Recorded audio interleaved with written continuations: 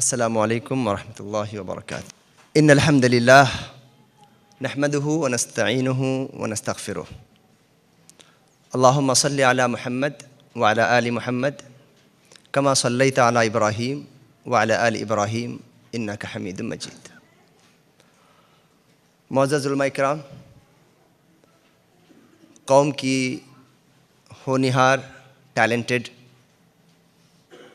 बच्चियों, बहनों, आज का टॉपिक जिस पे आप लोग बहुत कुछ सुनेंगे और बहुत सारी बातें आपके सामने आएंगी, और मैं अपनी खुशकिस्मती समझता हूँ कि मुझे भी इसमें मदऊ किया गया। मैं आप लोग का भी, इंतज़ामिया का भी शुक्र अदा करता हूँ। बात को शुरू करने से पहले दो तीन बातें आपके सामने वाज़ो करूँ। मैं आपके सामने जो ठहरा हूँ, बात कर रहा हूँ, मैं ना साइकोलॉजिस्ट हूँ और ना ही साइकेट्रिक हूँ और ना ही काउंसलर हूँ। मैंने काउंसलिंग में कोई डिग्री नहीं किया है। हाँ, अलबत्ता पिछले 10 सालों से मुसलसल बिला किसी नागे के हमने बिगड़ते हुए, कटते हुए, उलझते हुए रिश्तों को मिलाने की कोशिश किया है। वही मेरी डिग्री है बस। और आज मैं आपके सामने जो बातें रखूँगा वो यकीनन किताबी हैं, लेकिन किताबी से ज़्यादा अमली हैं।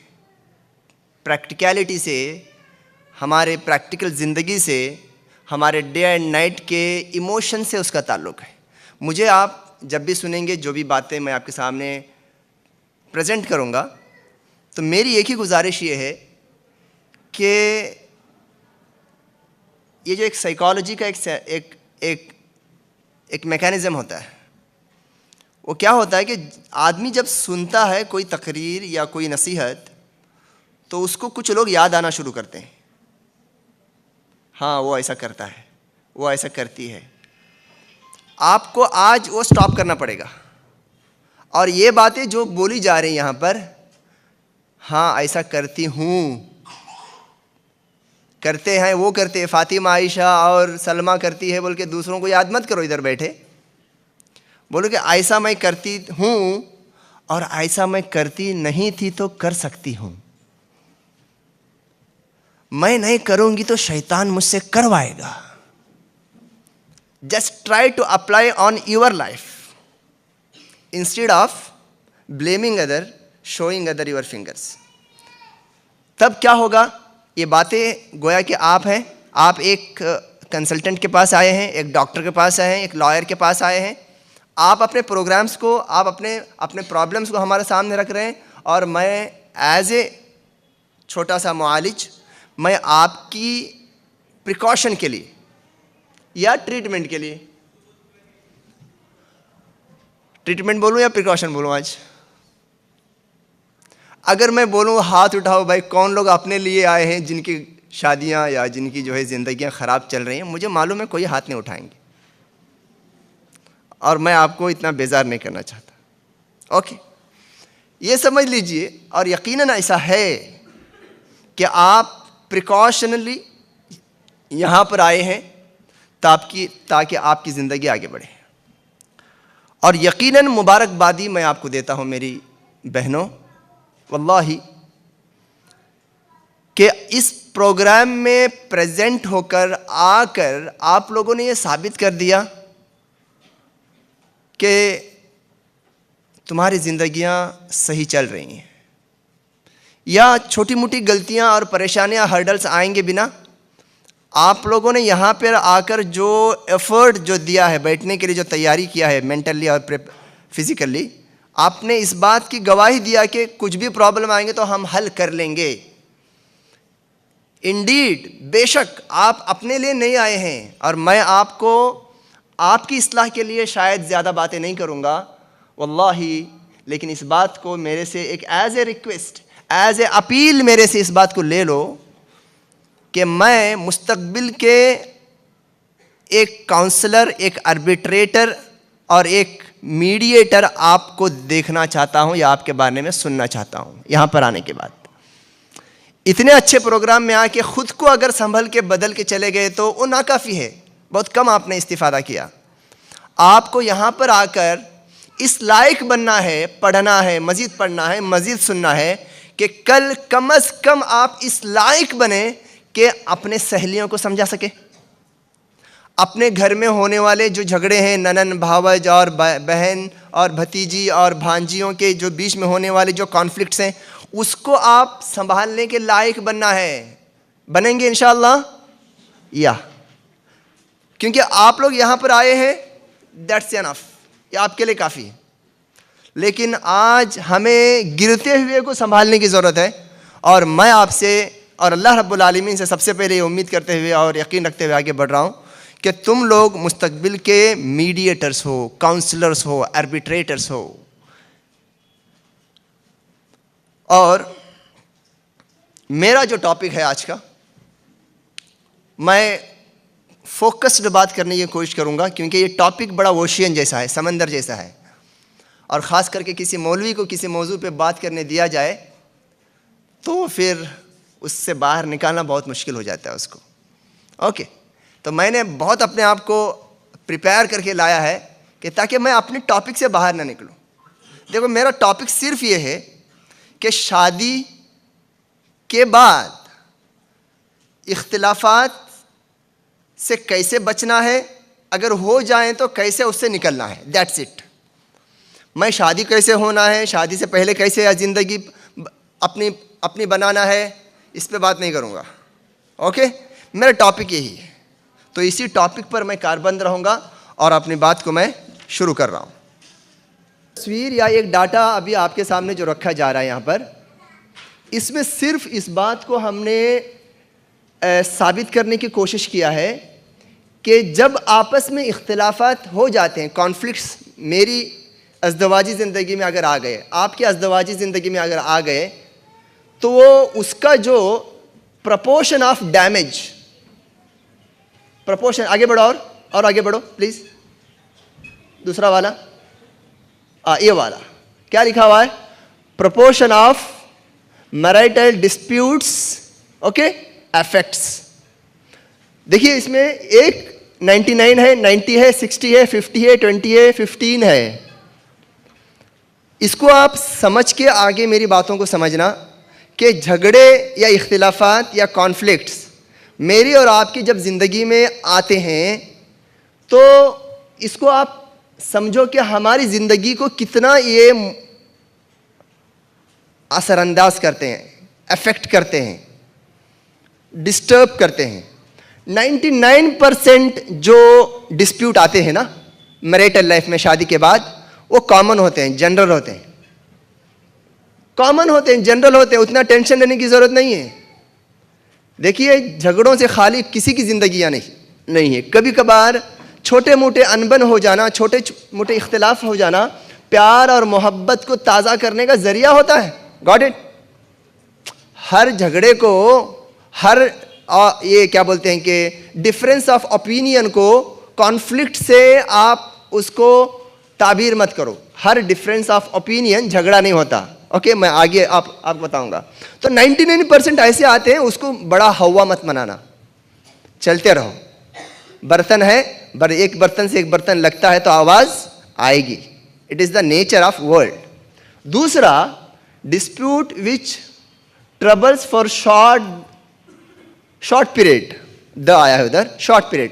ऐसे इख्तिलाफात 90% हैं जो इख्तिलाफात आते हैं और ट्रबल करते हैं, परेशान करते हैं थोड़ी मुद्दत के लिए, लंबी मुद्दत के लिए नहीं, वो 90% हैं। और 60% ऐसे हैं जो ट्रबल करते हैं लंबे अरसे तक, वो हमें डिस्टर्ब करते हैं। झगड़ा आता है, इख्तिलाफ होता है, आपस में तू मैं होता है, उसका असर एक दिन दो दिन नहीं, लंबे टाइम तक चलता है। कितने परसेंट है हो? 60% हैं। बचो, आसान नहीं है। हाँ, आगे मैं बढ़ रहा हूं। डिस्प्यूट्स विच क्या बोलते हैं वो? Harms spouses and others too, 60% ऐसे 50% ऐसे डिस्प्यूट्स और इख्तिलाफात मेरे और आपके ज़िंदगी में शादी के बाद आते हैं जो सिर्फ मुझे परेशान नहीं करते लॉन्ग या शॉर्ट टाइम के लिए, जो मेरे आसपास में रहने वाले लोगों को भी ले लेते हैं उस अपने झपेट में, उनको भी मुतासिर करते हैं, उनको भी ट्रबल में डालते हैं। वो 50% हैं। और आगे बढ़िए, 20% ऐसे डिस्प्यूट्स हैं, ऐसे इख्तिलाफात हैं जो मेरी और आपके मैरिटल लाइफ में आते हैं जिसका रिजल्ट तलाक और खुला से होता है। अल्लाह इससे हम सबको बचाए। 20%। और which is very danger out of them, that is 15% of dispute तलाक और खुला के बाद भी हमारा पीछा नहीं छोड़ते, हमको डिप्रेशन से बाहर आने नहीं देते, हमको लोगों के जो नज़र में जो गिर गए हैं या हमें बदनाम किया गया है उससे बाहर आने नहीं दिया जाता। दूसरी शादी करने के लिए हमारे रास्ते गोया के बंद हो जाते हैं। बच्चे अगर हो गए हैं तो वो दर दर के ठोकरे खाते। 15% तलाक के बाद भी हमारा पीछा करते हैं। बस कर दो, स्टॉप कर दो, आगे आ जाओ। तो मैं इसके ज़रिए से क्या बताना चाह रहा था कि जो टॉपिक पे मैं आपसे बात कर रहा हूँ ना, ये मामूली टॉपिक नहीं है। अगेन मैं आपको बोलूँगा, ये बात मैं आपके लिए नहीं बोल रहा हूँ। ये मत सोचो कि मैं आप में से किसी को ब्लेम कर रहा हूँ। मुझे पूरा यकीन है कि आप में से कोई इंशाल्लाह इनमें से किसी ज़ुमरे में नहीं आए होंगे। यकीनन सही बोल रहा हूँ। फर्स्ट वाले में रखो ना अपने आप को, हाँ, इतना भी हॉनेस्ट मत मरो, फर्स्ट वाले में रखो, ओके। लेकिन मेरी बहनों, आप लोगों को इसमें इतना स्किल्ड बनना है, इतना नॉलेजेबल बनना है, इतना वाइड आपकी स्टडी होना है, आपके पास ऐसे टैक्टिक होना है कि अपने कम से कम ख़ानदान में होने वाली दूसरी जो लड़कियां हैं या भाई आपके हैं, आपके जो दूसरे जो रिश्तेदार हैं, उनको गिरते हुए आप संभाल लो। अगर गिर भी गए तो अपना हाथ देकर उठा लो, इसकी ज़रूरत है। और ये प्रोग्राम को अरेंज और ऑर्गेनाइज करने के पीछे कम्युनिटी को चेंज करना है, हमारे माशरे को निकालना है, मेंटर्स और काउंसलर्स और मीडिएटर्स को पैदा करना है इंशाअल्लाह ताला। देखिए, शादी के बाद झगड़े, जैसे मैंने कहा कि नेचुरल है आना, इसके साथ साथ में बगैर इख्तिलाफात और डिस्प्यूट के जिंदगियां मुमकिन ही नहीं है। इस बात को भी जान लो आप। अगर कोई ये बोले कि मेरी लाइफ में झगड़ा ही नहीं है, या तो वो झूठ बोल रहा है, या तो बेचारा वो झगड़े के मज़े से महरूम है। अरे यार, झगड़ा करके तो देखो अपने अहलिया से, महरूम है बेचारा, अल्लाह उस पर रहम करे। ओके, ऐसा नहीं है। बात याद रखिए, इख्तिलाफात आएंगे, डिस्प्यूट होंगे, अलग अलग हमारी सोच, ख्याल और हमारे जो इमोशंस एक जैसे नहीं रहते। यार, पहला फ़र्क आप में और मर्दों में और औरतों में क्या है? मर्दों और औरतों में सबसे बड़ा फ़र्क क्या है? बोलो कोई, बोलो। अरे भाई, सबसे बड़ा फ़र्क वो मर्द है और आप औरत हैं। काहे को इतना दूर जा रहे हो? हा? इतना बड़ा फर्क दिख रहा है, 6-6 फीट का, 5-5 फीट का फर्क दिख रहा है। इमोशंस तो अंदर की बात, माशाल्लाह आप तो बहुत अंदर चले गए। अजीज बहनों, इस बात याद रखो, जब अल्लाह रब्बुल आलमीन ने मुझे और आपको ज़कर और उन्सा में बनाया, वजअलनाकुम शुऊबा, और हमें अलग अलग ख़ानदान में बटाया। ओके, इन्ना खलक़नाकुम मिन ज़करिन व उन्सा, ज़कर और मेल और फीमेल से तो बनाया। वजअलनाकुम शुऊबा व क़बाइला, अलग अलग ट्राइब और ख़ानदान में हमें बांट दिया। कल्चर अलग, सोच अलग, खाना पीना अलग। गुजरात को आके मैंने जो जाना, ऐसा लगता है कि इंडिया का हिस्सा ही नहीं है। या तो ये जाना कि साउथ इंडिया अलग है और ये गुजरात। हर अंदाज में फ़र्क, एक तरफ की बोली, एक तरफ की गाली। ठीक है। और मुझे रात से अभी तक सुबह में खाने में जो मुझे डिफरेंसेस फील हुए ना, अगर वो बताऊंगा तो मुझे फिर मेरा असल टाइम चला जाएगा। ओके, कभी और बताऊंगा। सो बेसिकली हमें अपनी बच्चियों को, see I am again pointing, not you people, other, हमें अपने कौम के बच्चियों को बताना है कि इख्तिलाफात नेचुरली ये होते हैं, और इस बात पर आप लोग इत्तिफाक कर लो कि तुम कभी मुत्तफिक नहीं हो सकते। इस बात पर इत्तिफाक कर लो कि तुम में कभी कंप्लीटली इत्तिफाक और इत्तिहाद और यूनिटी कंप्लीटली नहीं आ सकता। चंद चीजों में डिस्प्यूट को मान के चलो, मान के चलो, उसमें जब तक वो शरीयत के दायरों से टकराते नहीं, वहां पे कंडीशन डाल देना, जब तक शरीयत के दायरे से टकराते नहीं, तब तक, जब तक मुबाहात और जनरल जो उमूर और जो नॉन ऑब्लिगेटरीज हैं उससे उसका ताल्लुक है, तो उसको आगे बढ़ते रहने दो।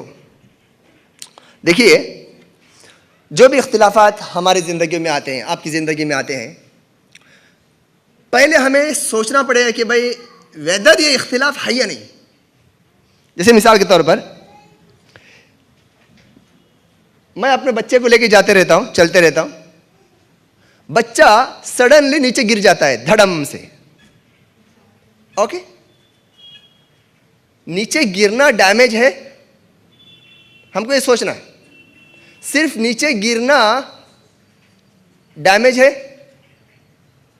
आपको ये समझना पड़ेगा। कुछ माएँ ऐसी होती हैं, नीचे गिरने के साथ अरे भाई डॉक्टर एम्बुलेंस से लेकर पूरा फर्स्ट एड का बॉक्स लाके रख देते हैं। यार नीचे गिरा है ना, खुद से उठ जाएगा, उठने दो, सीखने दो, सेल्फ डिपेंडेंट बनाओ। हाँ, अगर कुछ हार्मनेस हुआ है, डैमेज हुआ है, तब जाके मरहम लगाओ, चलेगा। तो पहले आपको ये स्क्रूटनी करना पड़ेगा जब भी कुछ डिस्प्यूट आपके बीच में पैदा हुआ। तो ये सिर्फ डायलॉग और इग्नोरेबल या एक कॉमन, एक नेचुरल इख्तिलाफ है या डैमेजेबल है। इसकी इलाज की ज़रूरत है, इसको ट्रीटमेंट की ज़रूरत है। अगर नहीं है तो आगे बढ़ते रहो अपनी ज़िंदगी के अंदर। अजीज़ बहनों, और एक चीज़ आपको देखना है, जब भी झगड़े बोलते ना, ये कुछ कभी कभी अल्फाज और टर्मिनोलॉजीज जो सोशल में कॉमन हो चुके हैं ना, उसको हमें बदलना पड़ेगा। जब भी कोई हमारे बीच में मतभेद या इख्तिलाफ होता है, देखो अरबी ज़बान बड़ी प्यारी ज़बान है, अरबी ज़बान प्यारी ज़बान है। अरबी ज़बान से वाइड और डीपर ज़बान दुनिया में नहीं है। कॉन्फ्लिक्ट्स के लिए अरबी ज़बान में कौन सा लफ्ज़ इस्तेमाल होता है? इख्तिलाफात होते हैं, जैसा कि मैंने जिक्र किया और वहाँ पे लिखा भी हुआ है। इख्तिलाफात का जो लफ्ज़ है, इख्तिलाफात, सब लोग को मालूम है इख्तिलाफात, ये मेजर और डीपर डिस्प्यूट को बोला जाता है। और एक लफ्ज़ है जिसका भी ओरिजिनल रूट वर्ड इख्तिलाफ से ही निकला है, उसको बोलते हैं खिलाफ। इख्तिलाफ नहीं, खिलाफ।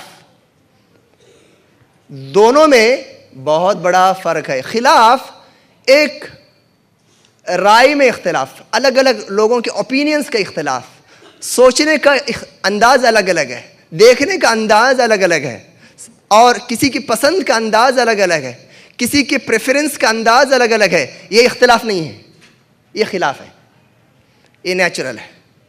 दोनों में फ़र्क करो।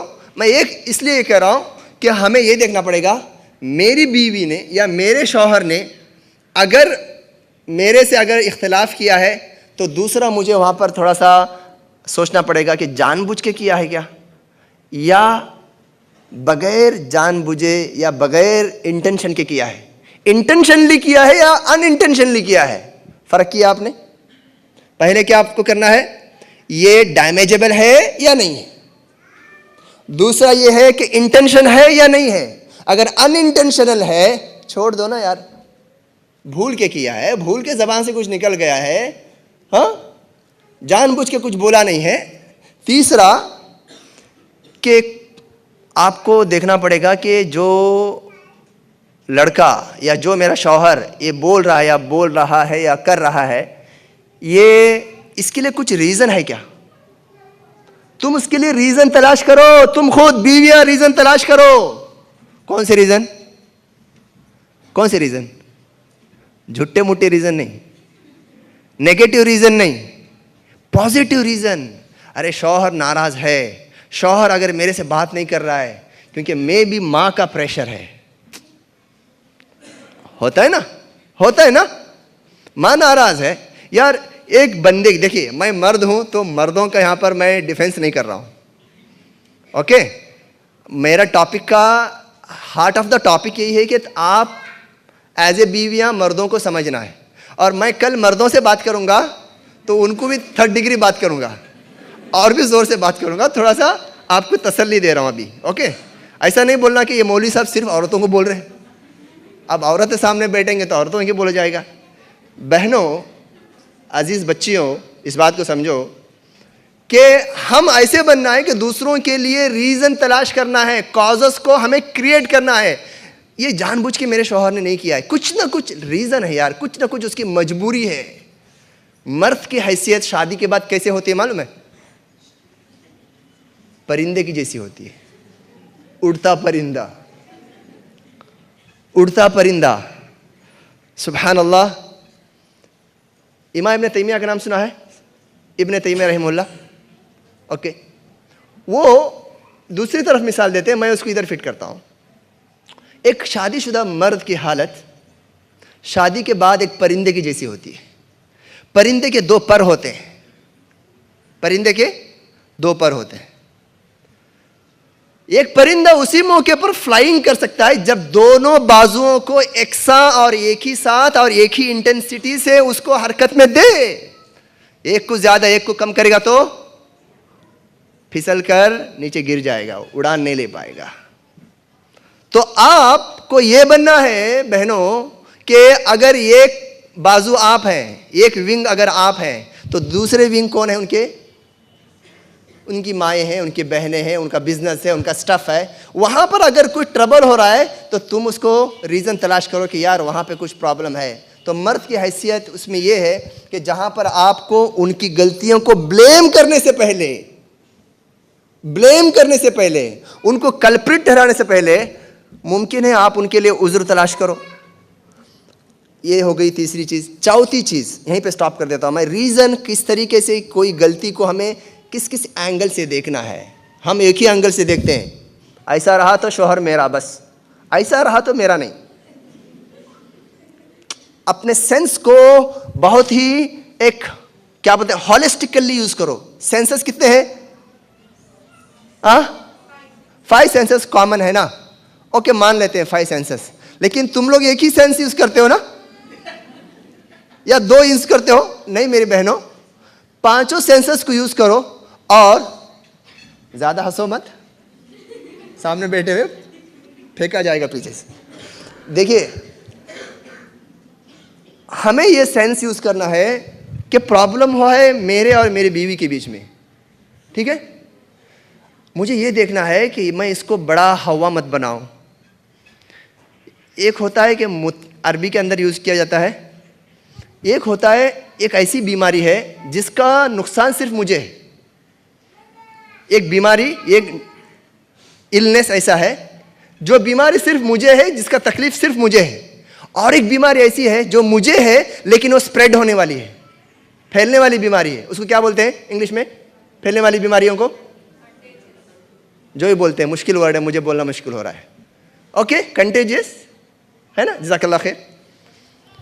जब भी मेरे और मेरी बीवी के दरमियान इख्तलाफ हो, आज मेरी बीवी इधर नहीं है वरना मुझे मुश्किल हो जाता मिसाल देने, ठीक है, अच्छा हो मैं उनको साथ में लेके नहीं आया। मेरे और मेरे बीवी के बीच में जब इख्तलाफ हो ना, तो मुझे ये सोचना है कि ये बीमारी है, इख्तलाफ हो रहा है, बीमारी है, इसको हमारे दोनों ही के हद तक है ये, या उसमें दूसरों का इन्वॉल्वमेंट है। स्क्रूटनी करो, सोचो, कोई दूसरे बाहर के खारजी एक्सटर्नल कुछ पंचस हो सकते हैं, वाइब्स हो सकते हैं। इंटरनल अगर है उसको सॉर्ट आउट करने का तरीका अलग है। दोनों के लिए अगर बीमारी है, अगर कोई बीमारी ऐसी है जो मुतअद्दी है, बाहर के कुछ इन्फ्लुएंसेस हैं जो हमारे रिश्ते को बिगाड़ रहे हैं, हम दोनों भी अच्छे हैं, दोनों अच्छा रहना चाहते हैं, दोनों मुखलिस हैं, दोनों सिंसियर हैं, लेकिन बाहर के कुछ इन्फ्लुएंसेस ऐसे हैं जो हमें चैन से रहने नहीं दे रहे हैं, ये हम नहीं देखते। डायरेक्ट ब्लेम करते हैं शौहर को और उसी को कल्प्रिट करते हैं, और वो दसियों जायज रीजन नहीं। मैं क्या क्या कह रहा हूं, मैं ये नहीं कह रहा हूं कि तुम्हारा शौहर दूध का धुलाया और तुम सब खराब हो, नो। वल्लाही मेरे बहनों, इख्तिलाफात के मौके पर हमें असबाब को तलाश करना है, रीजंस को देखना है, रूट कॉज को देखना है। जितना तुम रूट कॉज को देखोगे, जितना उसके ऊपर स्क्रूटनी करोगे, जितना उसका डायग्नोस करोगे, उतना ईजी हो जाएगा तुमको उसका ट्रीटमेंट करना। Got it? समझे मेरी बात को? समझे ना मेरी बात को? यहां पे असल पॉइंट आ रहा है। तुम जितना उसके नेचर को समझोगे डिस्प्यूट के, उतना आसान हो जाएगा आपको उसका हल निकालना। चलो मैं आगे बढ़ता हूं। मैंने आपसे कहा कि भाई देखो, इख्तिलाफात से बच नहीं सकते।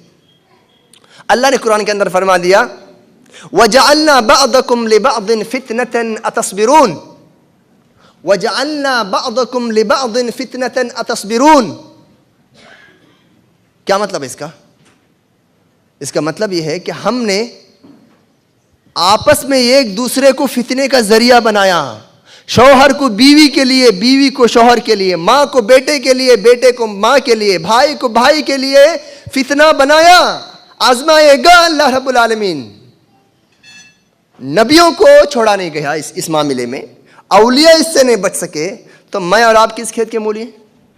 तो इस बात को बुनियादी तौर पर जान के चलते हैं अपन कि भाई इख्तिलाफात ये जिंदगी का हिस्सा है, इसलिए हम इसको किस तरीके से डील करना है उसको समझना बहुत ज़रूरी है। देखिए, उस स्लाइड लेके आना बाबू, स्लाइड लेके आओ। मैं यहां पर 10 ऐसे क्रूशियल और मोस्ट कॉमन डिस्प्यूट के रीजंस को मैं यहां पे बयान कर रहा हूं। मोस्ट कॉमन जो इख्तिलाफात के असबाब हैं, रीजंस हैं, मैं उसको यहां पे जिक्र कर रहा हूं। होपफुली कि आप उसको गौर से सुनेंगे। आप 11-12 भी लिख सकते हो, मैंने कंस्ट्रक्ट किया उसको 10 तक करने के लिए। और एक बात बताता हूं, इसको थोड़ा नोट करना प्लीज। ये जो मैंने जो इसको मैं सीक्वेंस जो दिया ना, इसको मैंने जो सीक्वेंस जो दिया है, ये रिसर्च बेस है, ये डाटाबेस है। पहले नंबर पे अगर स्कूल आया है तो वो है पहले नंबर पे हमारे हिसाब से। दूसरे सेंटर में अगर काम करेंगे तो हर तरफ का अलग नेचर अलग होता है। हमने जो सम्मान काउंसलिंग सेंटर, जहाँ का मैं एक खादिम हूँ, मेरे साथ मेरे से ज़्यादा इल्म में, अमल में, तजुर्बे में बड़े लोग हैं, उन लोगों ने जब रिसर्च करके, जब हमने एक डिस्कशन करके जब बाहर निकाला, तो उसको हम लोगों ने प्रायोरिटाइज किया कि भाई कौन सी गलतियां क्रूशियल हैं, most crucial. The first reason जिसकी वजह से मेरे और आपके मैरिटल लाइफ के अंदर इख्तिलाफात ज़्यादातर आते हैं, ये एरिया वाइज वो बदल सकते हैं। शादी से पहले, शादी से पहले शादी के लिए तैयारी नहीं रहती। आप बोलेंगे क्या तैयारी नहीं रहती मौलवी साहब? कितने महंगे लहंगे हम खरीदते हैं, कितने महीने पहले हॉल बुक करते हैं, एक से बढ़कर एक जो पकवान के लिए रेसिपीज आते हैं हमारे पास, तैयारी है। यार ये तो वेडिंग की तैयारी हुई ना, मैरिज की तैयारी नहीं कर रहे हो। समझ में आ रही है बात? वेडिंग किसको बोलते हैं?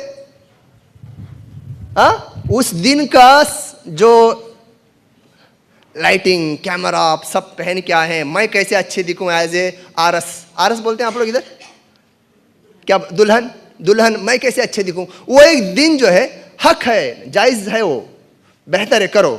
लेकिन हमारी तैयारी जो होती है, आजकल के जनरेशन की जो तैयारी होती है, वो मैरिज के लिए बहुत कम, वेडिंग के लिए बहुत ज्यादा।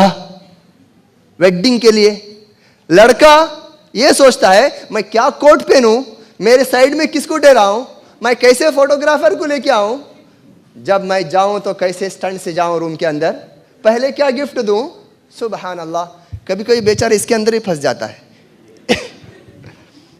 एक किस्सा बता देता हूं, बता दो। एक बंदा था जिसको किसी ने बता दिया कि देख, औरत के ऊपर ना अपना धाक बैठाए रखना, अपना धाक बैठाए रखना, वरना औरत बिगड़ जाएगी। अच्छा ऐसा है? तो उसने क्या किया, जब पहली मुलाकात थी माशाल्लाह, अपनी भांजी को बोला कि बेटा बिल्ली के बच्चे को बेडरूम में डाल देना, और याद रखना बड़ा ना हो, छोटा सा बिल्ली हो, डाल देना। और वो सोच रहा था, प्लान कर रहा था, जैसे मैं जाऊंगा तो वो म्याऊं म्याऊं करते रहेगी, मैं जोर से हे चुप बोलूंगा, मैं बोलूंगा उसको तो औरत बीवी ऐसी हो जाएगी ना, अरे क्या जोरदार आवाज वाला बंदा है भाई, बहुत ही खतरनाक बंदा है, मुझे संभल के बात करना पड़ेगा। तब तो ऐसा नहीं है, बहुत गट्स वाला बंदा है, करेज वाला बंदा है, ऐसा सोच के प्लानिंग करे गया। ओके, भतीजे ने अपना काम पूरा किया, बिल्ली डाल दिया, और जैसे रूम के अंदर एंटर लिया, जाके बोला कि बिल्ली दिखाई नहीं दे रही। ओके, वो बीवी पूछी क्या तलाश कर रहे हो? नहीं ऐसा कुछ लगा मुझे, बीवी ने बिल्ली के जैसा कुछ दिखाई दे रही। अरे उसको तो मैं गला तिरप के फेंक दिया थोड़ी देर पहले बाहर, जिंदगी भर ऊपर नहीं पड़ पाया। खलास, समझ गए? बीवी ने क्या बोला, अरे वो डिस्टर्ब करेगा, बोल के मैंने ऐसे ही नहीं गला तिरप के फेंक दिया। ओके, लोग वेडिंग की भी तैयारी करते हैं, थोड़ी देर के समझो, उसमें भी फ्लॉप हो जाते। मेरे भाइयों और मेरी बहनों, बच्चियों, कौम की बच्चियों, यकीन मानो मैरिज की तैयारी करना है। मन इस्तताअ मिनकुमुल बाअत फल्यतज़व्वज तनकिहुल आयामा मिनकुम। ये कुरान की जो आयात हैं, ये निकाह के लफ्ज को ये क्या कर रहे हैं, उजागर कर रहे हैं। निकाह दुनिया का सबसे बड़ा एग्रीमेंट है। दुनिया में इंसानों के दरमियान होने वाले एग्रीमेंट्स कितने होते हैं? बिजनेस के होते हैं, प्रॉपर्टीज के होते हैं, अजीब व गरीब एग्रीमेंट्स होते हैं ना। इंसानों और इंसानों के बीच में होने वाला सबसे बड़ा एग्रीमेंट है वो निकाह का एग्रीमेंट, जिसके ऊपर कुछ ड्यूटीज, कुछ राइट्स आयद होते हैं, कुछ अपने आप को दोनों के साथ आगे बढ़ने के लिए, पूरी लंबी जिंदगी गुजारने के लिए कमिटमेंट्स होते हैं, ड्यूटीज होते हैं।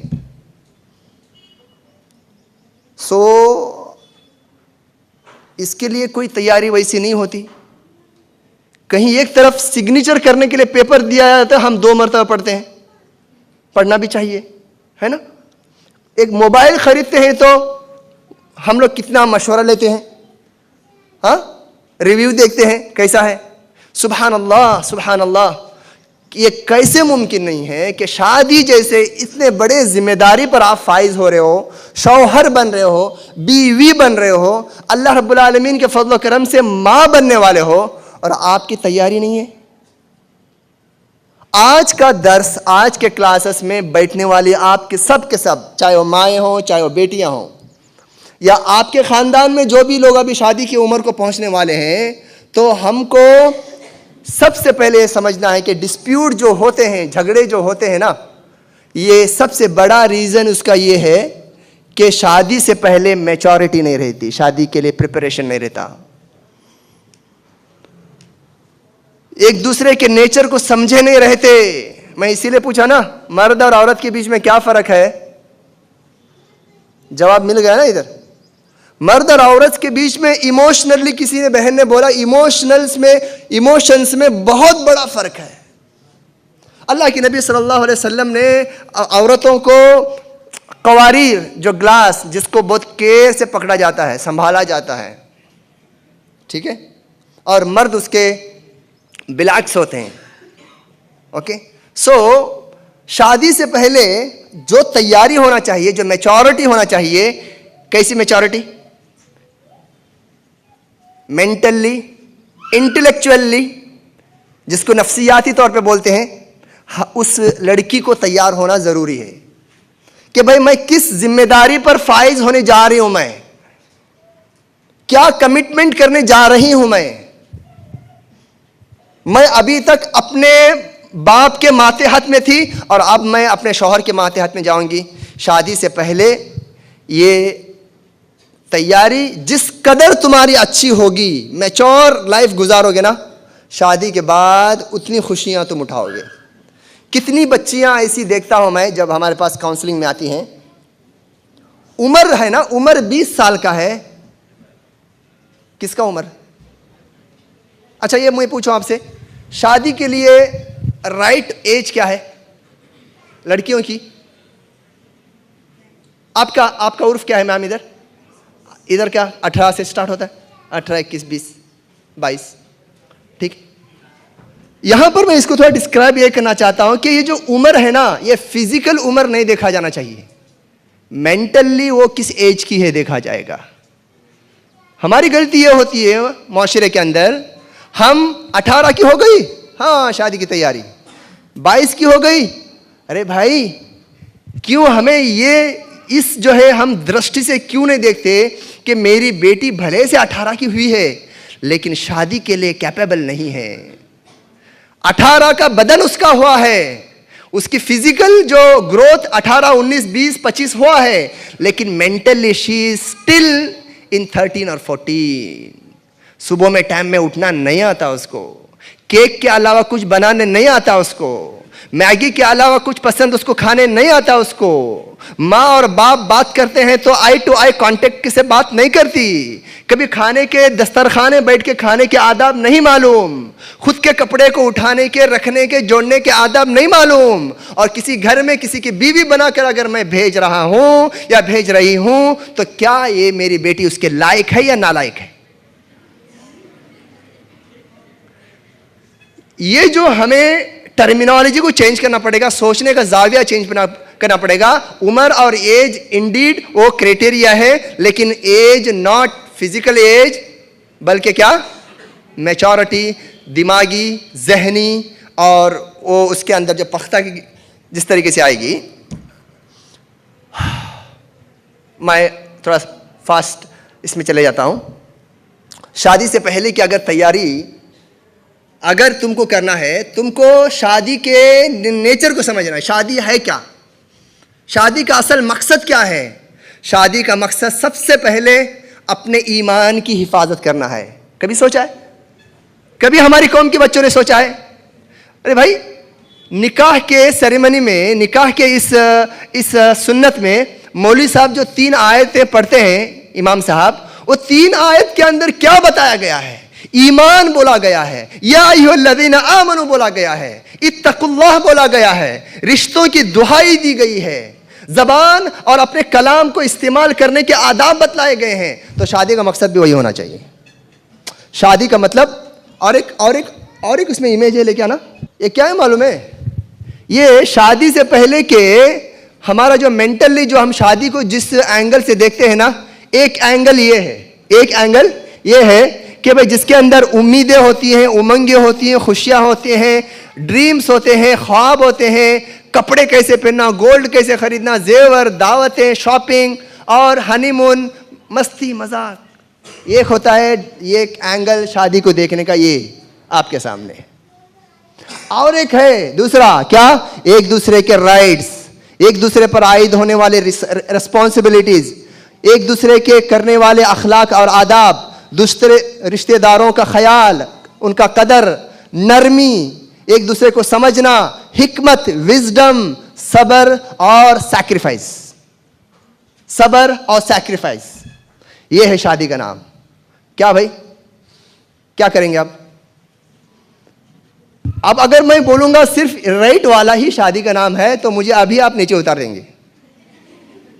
इतना भी ड्राई लाइफ मत करो, नहीं, मुझे इसका हक ही नहीं है, क्योंकि शरीयत ने आपको दोनों का भी हुक्म दिया है। लेकिन आज का जो सोशल मीडिया का जो जनरेशन है, क्या जनरेशन बोलते हैं इसको? प्रो बोलते हैं ना, और भी कुछ नया लफ्ज आया है कुछ, हाँ, थोड़ा सा जैन जी, ओ सुभान अल्लाह, जैन जी, ये वाला है ना बेटा, ये जो है ना, ये वाला सिर्फ ये वाला है, शादी को इसी दृष्टि से देखते हैं। और मैं आगे बताऊंगा सोशल मीडिया किस तरीके से उनके माइंड को कल्प्रिट कर रहा है। सो एनीहाउ, सबसे पहले आप इस बात को जान लो कि आपको शादी होना है, आपके मोहल्ले में, आपके ख़ानदान में किसी को शादी होना है, तुम्हारे तरफ से एक मैसेज करो, मेरी बहन, मेरी कज़िन, मेरी सहेली, क्या तो शादी के लिए तैयार है रियल में? शायद एक आपका मैसेज उसको सोचने पर मजबूर करेगा। वो पूछे क्या तैयारी, अच्छा लहंगा खरीद चुकी हूँ क्या, अच्छा हॉल की बुकिंग हो चुकी है क्या, सब तैयारी हो चुकी है? नहीं नहीं नहीं, वो नहीं बोल रही हूँ मैं। हमने एक तकरीर सुना था जिसमें ऐसा ऐसा बोला गया था, कुछ कंटेंट यहाँ से निकाल लो। नोट कर रहे हो? नोट कर रहे हो? लास्ट में बहुत बड़ा इनाम मैं आपको देने वाला हूँ, और वो किस बुनियाद पे देने वाला हूँ बाद में बताऊँगा, इशारा दे दिया हूँ। दूसरा रीज़न जिसकी वजह से हमारे ख़ानदानों में, हम बातें मत करो प्लीज़ आपस में। दूसरा क्रूशियल रीज़न जिसकी वजह से हमारे रिश्ते टूट रहे हैं, मियाँ बीवी के बीच में झगड़े हो रहे हैं, वो क्या है? जब लड़की को जब हम लोग सेलेक्ट करते हैं एंगेजमेंट के मौके पर, तलाश के मौके पर, उसमें बराबरी नहीं होती, वो प्रोसेस में एरर्स होते हैं, जिसको अरबी के टर्मिनोलॉजी में कुफू बोला जाता है। कुफू, किफ़ायत, बराबर। फुक़हा ने इसके अंदर बहुत डीपर स्टडी किया है, डीपर बातें किया है। ये इनकम्पैटिबिलिटी, सही लफ्ज़ है ना, इनकम्पैटिबिलिटी, अदम कुफू, ये एक मेन रीज़न है शादी से पहले हम जो लड़का या लड़की तलाश करते हैं, जो हमारा क्राइटेरिया होता है तलाश करने का, उसके अंदर कंपैटिबिलिटी नहीं रहती, जिसकी वजह से वो बाद में ख़राब हो जाता है। यार मैं अगर उमर भाई के साथ अगर बिजनेस करूं, मेरे और उनके माइंड के अंदर एक कंपैटिबिलिटी होनी चाहिए, बराबरी होनी चाहिए, ओके? वरना बिजनेस इन्वेस्टमेंट करके एग्रीमेंट होने के दूसरे दिन ही हमारा एग्रीमेंट टूट जाएगा या नाराज़ हो जाएंगे, है ना? तो सुभान अल्लाह, जब ये मुमकिन है तो शादी शुदा तो अल्लाह का बनाया हुआ, अल्लाह का नाम लेकर हम लोगों ने जो एग्रीमेंट बनाया है, वहाँ पर क्राइटेरिया अगर हाइड है या अनक्लियर है या ओवर जो है ना हाइप्ड है, तो सुभान अल्लाह इट इज़ इम्पॉसिबल, गोया कि आप रात के अंधेरे में सूरज को तलाश कर रहे हैं। ऐसा है, कंपैटिबिलिटी को अगर आप लोगों ने इग्नोर किया तो गोया कि रात के अंधेरे में आप सूरज की रोशनी तलाश कर रहे हैं। देखो, ये जो कंपैटिबिलिटी की जो बात आती है, तो इसमें आपको इंटेलेक्चुअली भी देखना पड़ता है, वर्थ, ये जो मेटीरियलिस्टिकली भी देख सकते हैं आप, खूबसूरती, ब्यूटी भी देख सकते हैं आप, ठीक है? अल्लाह के नबी ने फरमाया, तुनकाहुल मरअतु लिअरबईन लिमालिहा वलिजमालिहा वलिहसबिहा वलिदीनिहा फज़फर बिज़ातिद्दीन। उसकी ब्यूटी को देखो, लड़के के ब्यूटी को देखो, आपको जायज़ है। लड़का, अगर आपका कोई क्राइटेरिया कि मेरा लड़का ऐसा होना चाहिए, ऐसा होना चाहिए, मेरी बच्चियों, बहनों, इस बात को जान लो कि तुम्हें हक है इस बात का, ओके? इसको किसी सहेली से बोल के बोलवाने की ज़रूरत नहीं है, डायरेक्ट मुंह खोल के जाके बाप से बोलो, अब्बू से अदब से बोलो, अब्बा मुझे ऐसा लड़का चाहिए, अब्बू मुझे ऐसा लड़का चाहिए। यह आपका हक है जो अल्लाह उसके रसूल ने आपको दिया है। ख़ानदान देखा जाना चाहिए, ख़ानदान के आदात और अखलाक देखी जानी चाहिए, और उसके अंदर पैसा है या माल है। मन इस्तता मिनकुमुल बाअत फल्यतज़व्वज, अगर तुम्हारे के अंदर इन्वेस्टमेंट करने की, अगर तुम्हारे अंदर बीवी को खर्चा पानी देने की अगर सलाहियत अगर है तो ही शादी करो। आपको देखना पड़ेगा कि भाई वो एजुकेशन में कैसा है, वो जो है माल में कैसा है, पैसे में कैसा है, ये भी देखना पड़ेगा। और आप ये भी देख सकते हैं कि शादी से पहले आपको जो चेकअप करना है, बहुत इम्पॉर्टेंट है कि उसका सोशल अटैचमेंट कैसा है, वो लोगों से सोशल होता है क्या नहीं, सोशली वो मिंगल होता है या नहीं। वल्लाह देखो, मैं हमेशा बच्चियों के बारे में बोलता हूँ, एक सिग्नल मैंने देखा है मेरी ये ज़िंदगी में, अभी तक की ज़िंदगी में देखा है ना, कुछ हमारी बच्चियों को देखा मैंने जो छोटे बच्चों को लाड नहीं करते, ज़्यादा से ज़्यादा 1 फीट डिस्टेंस से पप्पी दे के चले जाएंगे। वो भी क्या है, बच्चे को देख के नहीं, उसकी माँ का मुंह देख के, उसको खुश करने के लिए। ये एक क्राइटेरिया है। मैं डरा रहा हूँ आपको, नहीं ना, तुमको कल बच्चा अल्लाह देने वाला है, तुम कल माँ बनने वाली हो, तुम्हारे गोद में बच्चे होंगे, तुम जिस घर में जा रहे हो वहाँ पे 4 बच्चे होंगे। यार अपने अंदर बच्चों से प्यार और मोहब्बत करने का आदत डालो, उनके साथ नाचो, उनके साथ डांस करो, उनके साथ गाओ, उनके साथ खेलो। ये तुम्हारा नेचर रिफ्लेक्ट करता है ये लड़की किस टाइप की है या ये लड़का किस टाइप का है। वल्लाही एज पर द रिसर्च जो हार्वर्ड यूनिवर्सिटी के अंदर किया गया कि जो लोग, जो नौजवान या बूढ़े जिनके अंदर बच्चों से अट्रैक्शन होने का जज्बा पाया जाता है, वो लोग पोलाइट और काइंड होते हैं। ये रिसर्च है, बहुत सारे लोगों के हॉबीज वगैरह को देखकर ये जो रिजल्ट निकाला गया कि भाई बच्चों से जो आदमी मोहब्बत, अरे यार अब आपको ये देखना मुश्किल है क्या, ये मस्जिद में कहाँ जाता है, लोगों से मिलता है क्या नहीं, ख़ानदान में चाचा हैं, फुप्पी हैं, ये जो छोटा जब बच्चा था 2 साल का, उसको अपने गोद में लेकर जो खिलाए पिलाए, उनको आज पटक के देखता है क्या नहीं, या पटक के देखती है क्या नहीं। अपने करियर के चक्कर में उन लोगों से बहुत दूर हो गई जिनके गोदों में और जिनके कंधों में सालों गुजारा। आज के जनरेशन का ये हालत है। प्यारी मेरी अजीज बहनों, आप लोगों को समझना है कि शादी से पहले हमारा सोशल इंटरेक्शन कैसा है, लड़के का या लड़की का।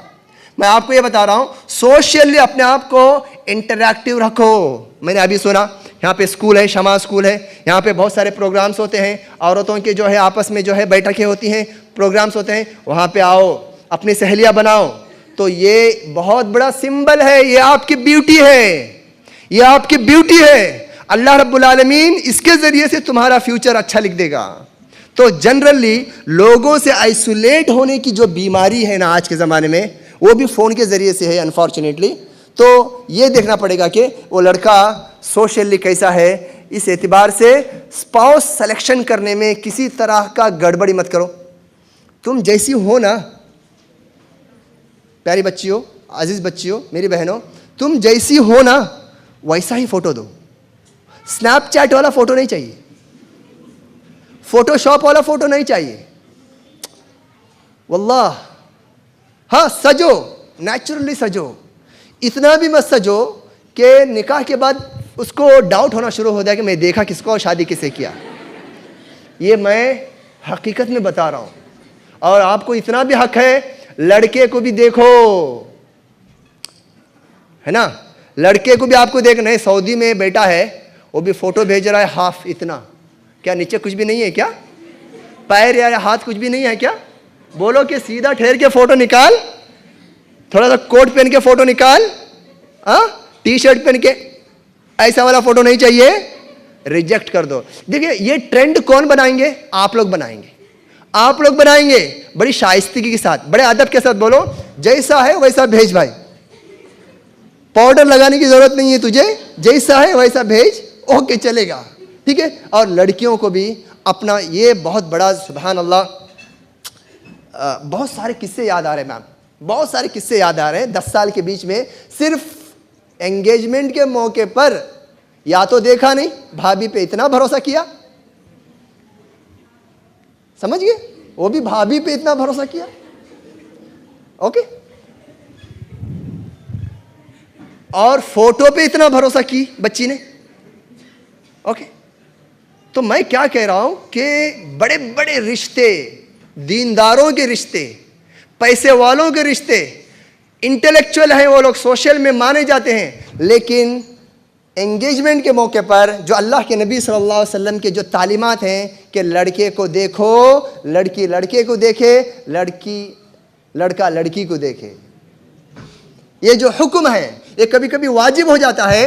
और मैं मुफ्ती तो नहीं हूँ, मैं मुफ्ती तो नहीं हूँ, अलबत्ता इतनी बात बोलने की मैं, अच्छा मुफ्ती साहब आ रहे हैं, माफ़ करना, मैं आप बिल्कुल देखा नहीं। अहलन व सहलन, चलो हाजिर हो गए, इस कसर को बाकी क्या रखें, आप आए तो बाहर आए। अहलन व सहलन शाह, मैं इसलिए सलाम माजिर, अरे रे रे रे, आप यूट्यूब पे देखा हो, अल्लाह अल्लाह बारिक, तशरीफ। मैं इसलिए ये बात कह रहा हूँ मेरी बहनों, थोड़ा इसको याद रखो कि आजकल के ज़माने में ना फोटो पर भरोसा नहीं करके फिजिकल देखना कभी कभी वाजिब हो जाता है, कंपलसरी हो जाता है। क्यों? पहले के ज़माने में ये फोटोशॉप होने दो, स्नैपचैट होने दो, मोबाइल और ये जो फोटोज़ को जो असली को नकली बनाना, नकली को असली बनाना, ये पहले नहीं था। अभी ये आई आ गया है, ये आई आ गया है ना, आर्टिफिशियल इंटेलिजेंस आ गया है ना, तब तो सुभान अल्लाह ये हमारे लिए भंवर है। अगर मैं ये कहने की जुर्अत करूं कि आज के ज़माने में एक लड़का एक लड़की को शादी से पहले शरीयत के अहकाम के मुताबिक फिजिकली देखे, उसके लिए टिकट करके सऊदी से आना भी पड़े, ये उसके लिए बहुत फ़ायदेमंद है, क्योंकि सारी ज़िंदगी उस औरत के साथ गुजारना है। तुम्हारी माँ की शहादत सर आंखों पर, तुम्हारी बहन की शहादत सर आंखों पर, लेकिन ज़िंदगी मुझे गुजारना है। मेरा क्राइटेरिया है एक टिकट कर भाई। हाँ, प्रॉपर्टी अपने नाम पे कराने के, सिग्नेचर करने के लिए 10 बार आके चले जाता है, लेकिन एक बीवी के साथ ज़िंदगी गुजारने के लिए जिस तरीके से जो फोकस करना चाहिए वो नहीं होता। तीसरे नंबर पर वो लेके आओ। तीसरे नंबर पर एज पर द रिसर्च, तीसरा जो सबसे बड़ा क्रूशियल रीज़न जिसकी वजह से सबसे ज़्यादा डिस्प्यूट पैदा हो रहे हैं, क्या? Negative interference of other relatives. ख़ानदान के दूसरे लोगों का तदख्खुल, मुदाखला, मैरिटल लाइफ के अंदर आना। अब मैं इधर माएँ तो नहीं बैठी हैं, मैं इंशाअल्लाह जब उनसे बात करूंगा तो उनके हिसाब से बात करूंगा। आप लोगों का जो इधर बच्चियां जो शादी हो चुकी हैं या शादी होने को हैं, मैं आप लोगों से बोलूँगा, आप ज़ौजैन हैं, आप एक दूसरे के लिए गारमेंट जैसे हैं। हुन्ना लिबासुल लकुम व अंतुम लिबासुल लहुन। एक दूसरे के लिए इतने आप लोग ट्रांसपेरेंट हैं, इतने आप करीब हैं कि एक लिबास के मानिंद अल्लाह रब्बुल आलमीन ने तशबीह दिया है। और ये लफ्ज़ की तशबीह को अगर एलॉबरेट करें, बहुत ही सीखने को मौका मिलेगा। तो तुम्हारे डिस्प्यूट के बीच में तुम्हारी माँ को खींचकर मत लाओ, तुम्हारी बहन को इंटरफेरेंस होने मत दो, तुम्हारे अब्बू से अपनी बातचीत को, हर बात को आप शेयर मत करो। 100% इस बात की कोशिश करो कि ये इख्तिलाफ, पहले मैंने बोला कि हमको ये देखना है कि इख्तिलाफ है या खिलाफ है, हाँ, ये शक है या यकीन है या गुमान है। अगर रियली में अगर जो है इख्तिलाफ है, तो तुम दोनों में इतनी कैपेबिलिटी होनी चाहिए, इतनी मैच्योरिटी होनी चाहिए कि तुम दोनों बैठ कर उसको हल करो। इसका तरीका है इंशाअल्लाह ताला, मैं अगली मजलिस में इसको बताऊंगा कि भाई इख्तिलाफात अगर हो गए तो किस तरीके से उसको बोलना है। यहां पे चंद चीज़ें बता देता हूं। जब आपको लगा पूरी कोशिश करने के बाद, बैठ कर बात किया, समझाया, मैंने बोला कि सैक्रिफाइसिंग करना है, मैंने बता दिया ना शादी का मतलब क्या है, वो सब करने के बावजूद भी झगड़ा रुकने का नाम नहीं ले रहा है। अगर उसके अंदर माँ को अगर आपने अननेसेसरी इंटरप्ट किया तो मामला ख़राब हो जाएगा। ऐसे आदमी को एज ए मीडिएटर तलाश करो जो कन्वीनियंट हो। किसके लिए कन्वीनियंट हो? तुम्हारे लिए? तुम्हारे लिए नहीं, तुम्हारे लिए कन्वीनियंट नहीं हुआ तो भी चलेगा, तुम्हारे शौहर के लिए कन्वीनियंट हो। देखो बहुत सारी जगहों पर हमने देखा, बहुत सारे केसेस में, कि भाई झगड़ा इसलिए हुआ क्योंकि उसकी माँ बात कर रही है और माँ ने जो है शादी के पहले दिन उसको ताना दिया है और वो भूला हुआ नहीं अभी तक। और यहाँ आर्बिट्रेशन के लिए, दोनों के बीच में मीडिएशन के लिए जो बीवी ने किसको बुलाया? माँ ही को बुलाया। माँ, आपको सोचना चाहिए कि मैं मीडिएटर किसको बना रही हूँ, मैं सालिसी किरदार किससे अदा करने के लिए बोल रही हूँ। और वो अमानतदार हो, नंबर 1, जो आपको, जिसको आप बुला रहे हैं, वक्त देने वाला हो, समझदार हो, उसको ये ढंग हो, इल्म हो कि क्या बात करना है, कहाँ पे बात करना है, कितना बात करना है, कैसे बात करना है। ठीक है, ये सारे क्राइटेरियाज, भले से तुम्हारे खानदान का आदमी ना हो, तुम्हारे सहेली हो, तुम्हारा सहेली हो या सहेली का शौहर हो या मस्जिद का इमाम हो, ये ज़रूरी नहीं कि तुम्हारा बाप ही हो, तुम्हारा भाई हो। एज ए मीडिएटर इख्तिलाफात को हल करने का लिए कौन मुनासिब है? ज़्यादातर इख्तिलाफात, आखिरी बात बोलता हूँ इस सिलसिले में, ज़्यादातर इख्तिलाफात आज जो कोर्ट में है ना, ये हमारा रिसर्च है सम्मान का, ज़्यादातर जो इख्तिलाफात जो आज कोर्ट कचहरी में है या झगड़े के पीक पर है, आखिरी हद तक चले गए, आप उसकी हिस्ट्री को देखोगे ना भाई, सुन रहे हो मेरी बात को, सुन रहे हो? जब आप उसकी हिस्ट्री को जब देखोगे तो वो रहेगी इतनी सी, जैसे एक पर्दा है, पर्दे में छोटा सुराख हो गया, अब लोगों ने ऐसे उसमें उंगलियां और हाथ घुसाना शुरू कर दिया, वो सुराख जाकर क्या बन गया? पूरा फट गया, तितर बत्तर हो गया। आप देखिए कोई भी केस, चाहे वो कोर्ट में 5 दिनों से चल रहा हो या 5 साल से चल रहा हो या 15 साल से चल रहा हो, आप यकीनन उसका जो अमाउंट ऑफ जो डिस्प्यूट अगर पहले दिन का अगर देखेंगे ना, वो इतना ही था बस, लेकिन गलत आदमी के इंटरफियरेंस ने उसको इस छोटी सी रत्ती को हत्ती में बदल दिया।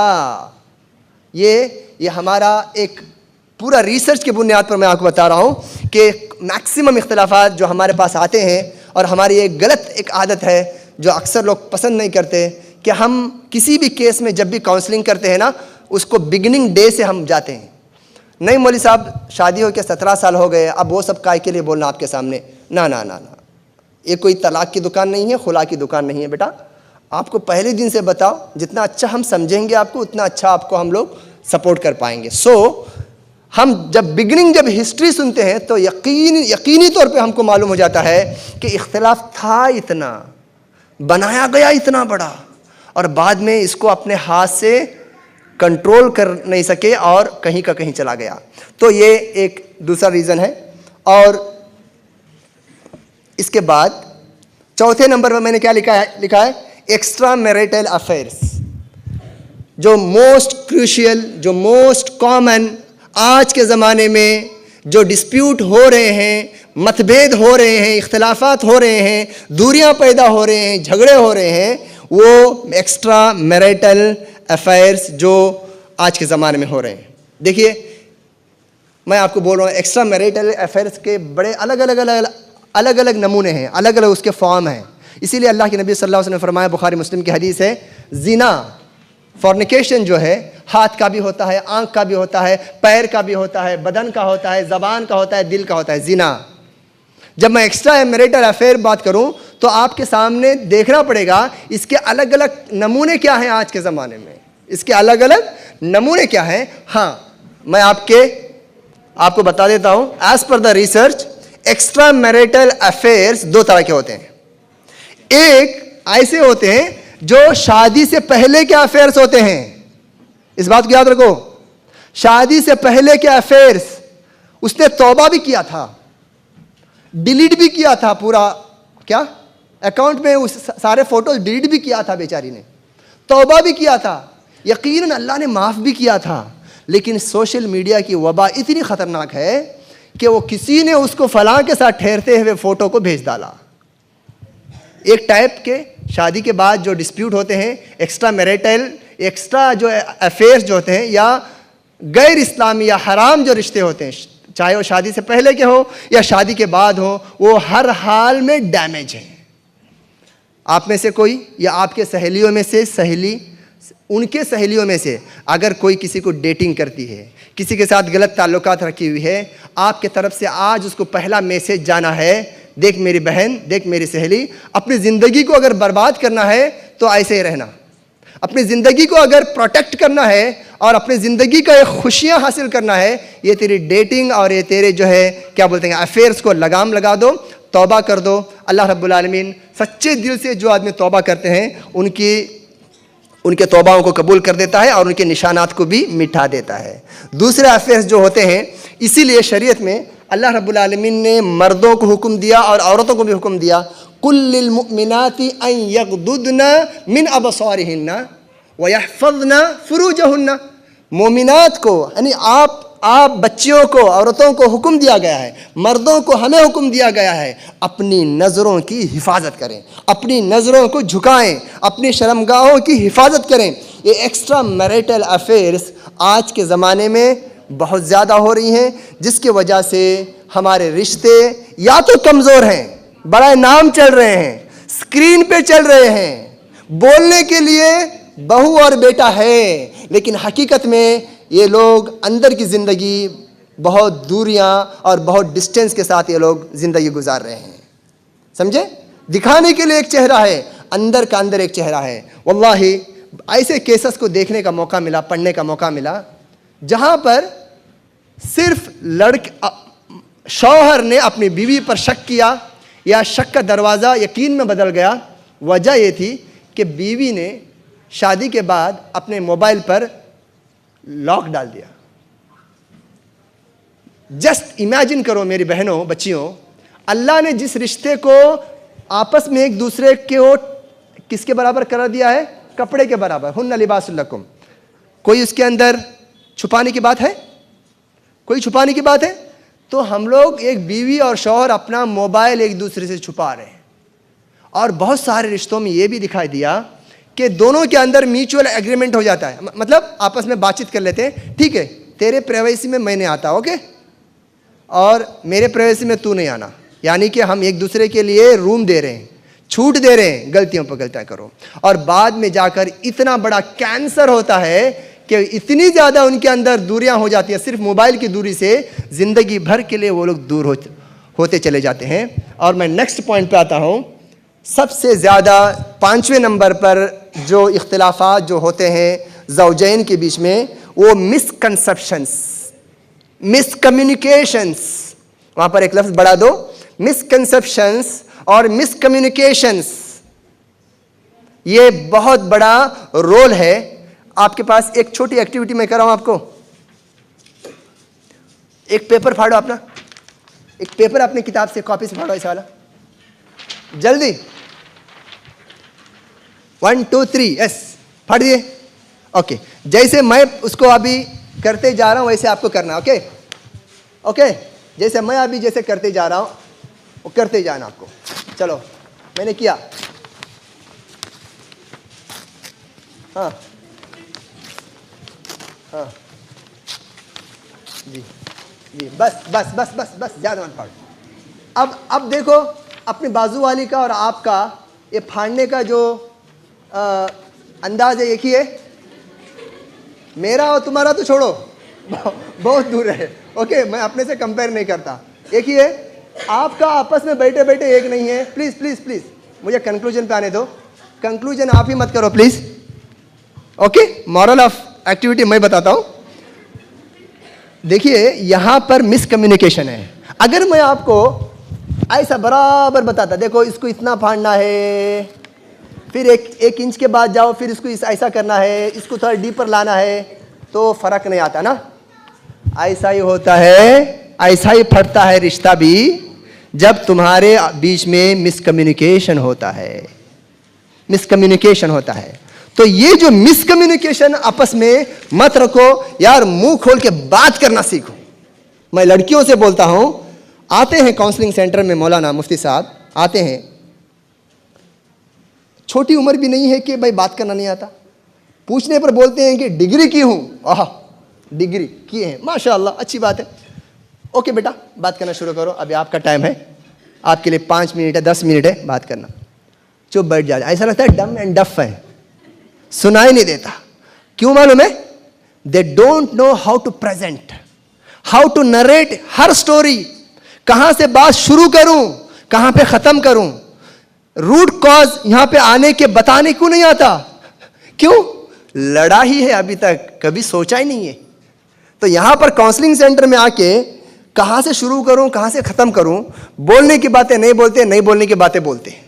तो क्या है? मिसकम्युनिकेशन ये बहुत बड़ा रीज़न है जिसकी वजह से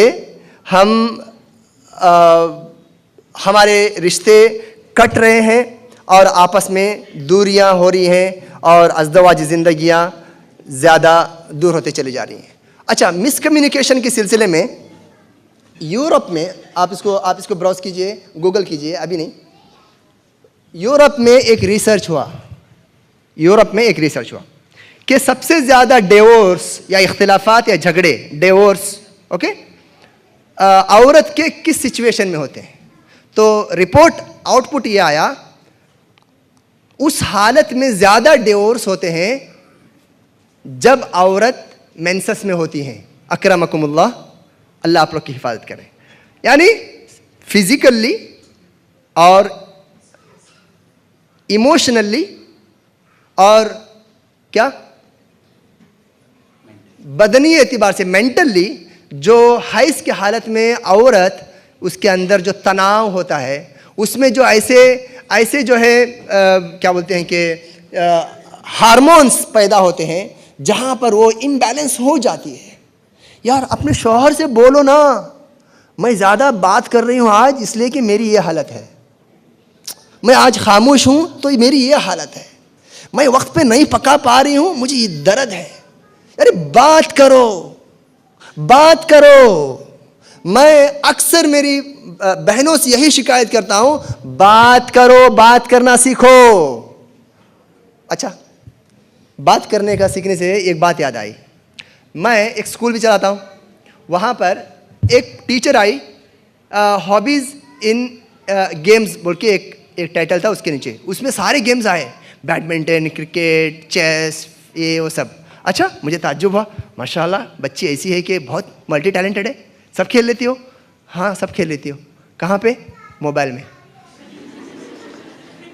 झूठ नहीं बोल रहा हूँ, बिल्कुल झूठ नहीं बोल रहा हूँ, हंसाने के लिए बात नहीं कर रहा हूँ। ये मैं स्कूल चलाता हूँ, हर साल 7-8 लोगों को रिक्रूट करना पड़ता है, 2-3 को निकालना ही पड़ता है। तो ये सब है मिजाज। मैं किससे आपको इसको इंटरकनेक्टेड कर रहा हूँ, आपकी बात को मालूम है? आपको बात करना आता है, आपको लिखना भी आता है, आप बहुत बड़े ओरेटर भी हो, राइटर भी हो आप, लेकिन कहाँ पे? कहाँ पे? मोबाइल पे। मोबाइल के इस छोटे से कंप्रेस्ड 2x2 या 4x4 के इस स्क्रीन से बाहर आके दुनिया को डिस्कवर करो। दुनिया वालों से आंख में आंख डालकर बात करना सीखो। देखो उसके इम्पैक्ट, उसके असरात आपके ज़िंदगी में किस तरीके से होते हैं। झगड़े अगर आए भी तो वो टिक नहीं पाते, वो चले जाते हैं। सोशल मीडिया का इन्फ्लुएंस, अगर मैं स्पेशली अगर बोलूं, पाकिस्तानी ड्रामास का इन्फ्लुएंस, गलत नहीं होगा। अजीब एक सोच है मुफ्ती साहब हम मुसलमानों में, सऊदी अरब से क्या भी आए तो वो हलाल, क्योंकि सऊदी अरब से आई ना। पाकिस्तान से क्या भी आया तो हलाल। यार ऐसा नहीं है। पाकिस्तान से बताए हुए माशाअल्लाह अगर किसी सीरियल में यूज़ कर रहे हैं, अस्तगफिरुल्लाह अगर वो बोल रहे तो वो इस्लामिक सीरियल नहीं होते, वो बहुत ज़्यादा टॉक्सिक होते हैं। ये इंडियन सीरियल से, इंडियन सीरियल के बारे में आपको मालूम है कि ये हराम है, गलत डायलॉग हैं, गंदे हैं, शिरक है, मंतर है, मालूम है आपको, लेकिन वहाँ पर सिर्फ माशाअल्लाह बोलकर आप इन्ना लिल्लाहि व इन्ना इलैहि राजिऊन पढ़ने तक चले जाते हैं। क्या? आप कोलैप्स हो जाते हैं, आपके रिश्ते खराब हो जाते हैं। आपकी मिसाल जिंदा लाश की हो जाती है। ये सोशल मीडिया को अपना ये बनाने से, अपना यूसेज करने से, उसको इस्तेमाल करने से, इससे आपको बाहर आना ही पड़ेगा। एक टॉपिक है, मैं चाहता हूं कि बहनें इस पे बात करें बाद में, लेकिन मैं बता देता हूं यहाँ पर, मैं इस पे ज़्यादा बात नहीं करूँगा। सेक्सुअल डिसीजेस, मैं आपसे क्या बताऊँगा यहाँ पर? लड़कियों के सेक्सुअल जो अनकंफर्टेबिलिटी या डिसीजेस या प्रॉब्लम्स आपको औरत ही बात कर सकती है। मैं बिगनिंग में एक बात बोला था, काउंसलिंग का ये मैदान में मर्दों से ज़्यादा औरतों की ज़रूरत है। यकीन मानिए, ये मेरे से आप लिख के ले लीजिए। हम लोग बेबस हैं, वैसे भी औरतें बात नहीं करती, लेकिन कुछ बातें जो बेडरूम की जो होती है ना, वो मर्दों के सामने बोलना अच्छा नहीं समझती, और हमको सुनना भी अच्छा नहीं लगता। अक्सर झगड़े होते हैं या तो बेडरूम में, या तो कंप्लीट में सेंटेंस, या तो बेडरूम के झगड़े होते हैं या तो किचन रूम के झगड़े होते हैं। ये बेडरूम सेंस आप लोगों में आना चाहिए। बस मैं सेक्सुअल इलनेस या जो एजुकेशन के ऊपर आपको मैं बता रहा हूं, आपको सेक्सी एजुकेशन नहीं चाहिए। हमारे बच्चों को, बच्चियों को सेक्स एजुकेशन चाहिए। गलत इंफॉर्मेशन जो परोसा जा रहा है ओटीटी प्लेटफॉर्म से, सीरियलों से, ओके, नेटफ्लिक्स से, अमेज़ॉन से, अलग अलग जो है जराए से, वो हमारे जायके को, हमारे टेस्ट को बदल रहे हैं। और आप लोग ये सोच रहे हैं कि जो हम लोग सोशल मीडिया में देखते हैं प्रैक्टिकल जिंदगी में भी वैसा ही होता है। नहीं भाई, नहीं, ऐसा नहीं होता है। जमीन और आसमान का फर्क होता है कि सोशल मीडिया जिस तरीके से वहां पर है। अच्छा, मैं आपके प्रॉब्लम पे बात नहीं करना चाहता, क्योंकि बहुत सारे प्रॉब्लम्स हैं सेक्सुअल और इंटीमेटिकली जो बातें होती हैं उस सिलसिले में करने की, लेकिन मैं जुर्रत नहीं कर पा रहा हूँ, वक्त का भी तकाजा है। लेकिन ये बात बोलता हूँ आपसे, ये बात मैं ज़रूर बोलता हूँ, जब आपके मर्दों के तरफ से सेक्सुअली हरासमेंट हो रहा है, ओवर डिमांडिंग हो रहा है, या कमी हो रही है, जिसको आप इम्पोर्टेंस बोल सकते हैं या कुछ डिसीजेस बोल सकते हैं, ऐसे मामले में अपने शौहर का साथ दो, अपने शौहर के साथ चलो, सब्र करो, कब्ल इसके के बाहर आके बोलना कि मेरा मर्द ना मर्द है।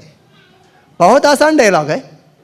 बेचारा कितने केसेस में औरतों को अब सबके सामने अपने शौहर को बोलना है कि मुझे तलाक चाहिए, क्या बोलते मालूम है? एक ही डायलॉग में उसको बेचारे को ऐसा कर देते हैं कि वो भाग जाता है खुद, मेरा शौहर नामर्द है। अस्तगफिरुल्लाह, ये ऐसा जुमला है, ये अपने आप में जुल्म है, झूठ है, बहतान है। इसको जल्दी आप इसको जो डिसीजन में आ जाते हैं ना, कुछ मेंटल और फिजिकल फिटनेस वक्ती तौर पर नहीं होता, कभी डिप्रेशन होता है, कभी बिजनेस का टेंशन होता है, कभी हालात बराबर नहीं रहता, जिसकी वजह से वो परफॉर्मेंस नहीं हो पाते। लेकिन डायरेक्ट आप इसको किससे जोड़ देते हैं? इम्पोर्टेंस से मत जोड़ो, अल्लाह के वास्ते। अगर आपकी बेटियां भी अगर आपको बोल रही हैं तो इसको रिलेबल आदमी के पास लेके जाओ। मैं इतना ही बोल के आगे बढ़ता हूं। 8वां नंबर पर यह है indiscipline in time management. Indiscipline in overall the life and time management में क्या बोलते हैं कि सेल्फ मैनेजमेंट में सोना मतलब गोल्ड नहीं बोल रहा हूं, सोना। ओके, सोया कब जाता है, उठा कब जाता है, कपड़े कैसे पहने जाते हैं, कपड़े कैसे धोए जाते हैं, बाकी सफाई के क्या ख्यालात हैं, पकाया कैसे जाता है। सुभान अल्लाह, अगर तुम्हें अच्छी बीवी बनना है या अच्छी बहू बनना है तो एक आपको टिप देता हूं मैं आज। प्यारी बच्चियों, मैं आपको एक ही टिप देता हूं जो बहुत अच्छा है। अगर आपको अच्छी बीवी बनना है या खानदान की अच्छी बहू बनना है, आपको अच्छा पकाने के लिए सीखना है। पकाने के लिए सीखो। एक केक और मैगी से बाहर आ जाओ। केक के कोर्सेस मत करो। दाल चाहिए घर में सास को, रोटी चाहिए, ठीक है ना। आटा गोदना सीखो, नरम रोटी बनाना सीखो, दाल बनाना सीखो, अलग अलग रेसिपीज बनाना सीखो। घर पे अगर बच्चे हैं तो उनके लिए हेल्दी फूड बनाना सीखो। वल्लाही वल्लाही, अगर तुमने डिग्री भी नहीं किया है, अगर सिर्फ तुम्हें पकाना आता है, साफ करना आता है और इंग्रेडिएंट से एक खाना बनाना आता है, तुम्हारे खानदान में तुम्हारे चर्चे होंगे।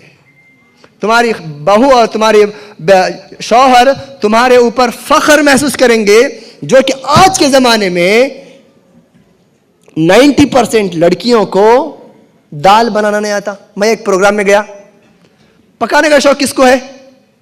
आपको नहीं बोलूंगा, आपको नहीं बोला मैंने, इतना जल्दबाजी मत करो। एक प्रोग्राम में गया, बोला कि पकाने का शौक किसको है? मैक्सिमम लोगों ने हाथ उठाया। पूछा क्या बनाने का शौक है? ऑफ कोर्स जवाब आया केक। ठीक है, क्या घर में रहने वाले बूढ़े ससुर को केक खिलाओगी? सास को केक खिलाएगी? हाँ, देखिए ये बहुत प्रैक्टिकल है, ये बहुत प्रैक्टिकल है। अच्छा, हमारा इलाका बॉम्बे में नहीं पूछा ना, वरना आमलेट बनता है। आमलेट? बॉम्बे में आमलेट। अच्छा, हमारा जो इलाका है ना, कोस्टल का जो समंदरी इलाका है, हर घर में मछली का सालन बनता है। दोपहर में मछली करी जरूरी है, और मछली करी बहुत ही ट्रेडिशनल फूड है, और लाल चावल बनता है।